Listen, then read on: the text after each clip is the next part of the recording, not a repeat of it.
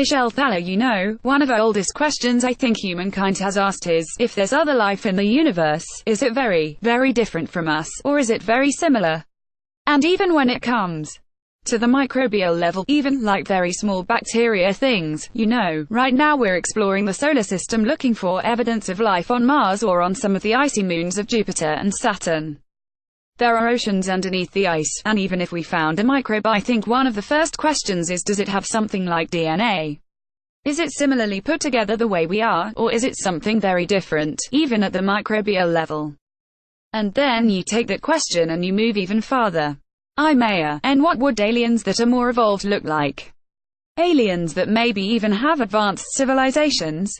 And this is one of these things where I'm very aware of the limits of human imagination.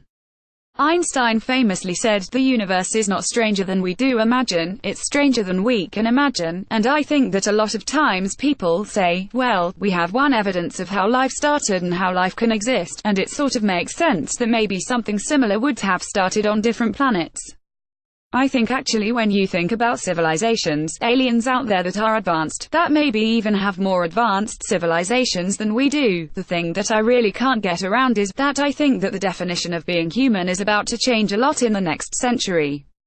I think that humans and AIs and computers will begin to merge and actually become somewhat indistinguishable from each other. This is not some Terminator scenario of the AIs taking over and destroying everything.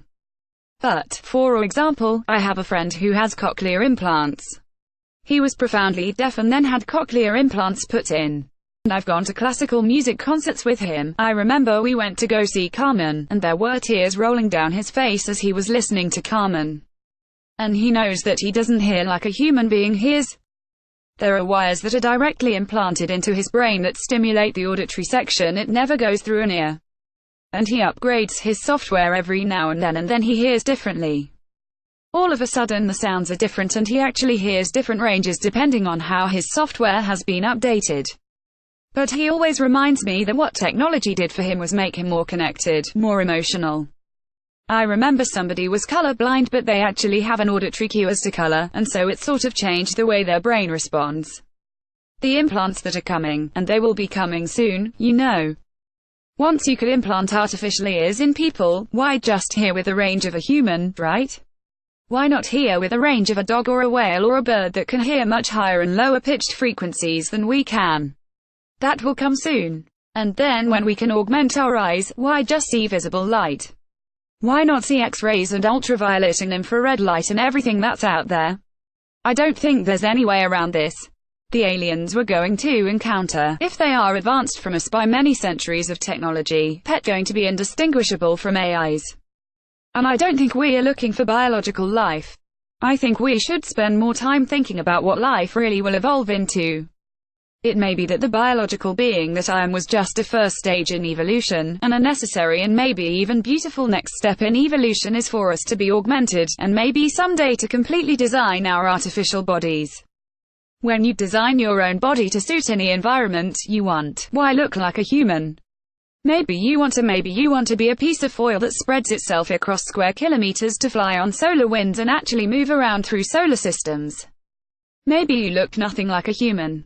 Maybe you have nothing like a human life. So this is not a scary science fiction scenario. I'm not saying that we're going to be overrun and destroyed by the AIs, but I don't know how you get around very advanced civilizations having gone through an augmentation stage. And I think the next stage in our evolution will most likely be that. And I think maybe we shouldn't be looking in environments just like the Earth. That may be where life started, but truly evolved civilizations left that biological necessity behind long ago. It's very interesting. But like I said, there's this guy, his name is Michael, with the cochlear implants. I mean, he's like, why do we assume technology is going to keep us apart from each other and make us less human? It might make us even more human.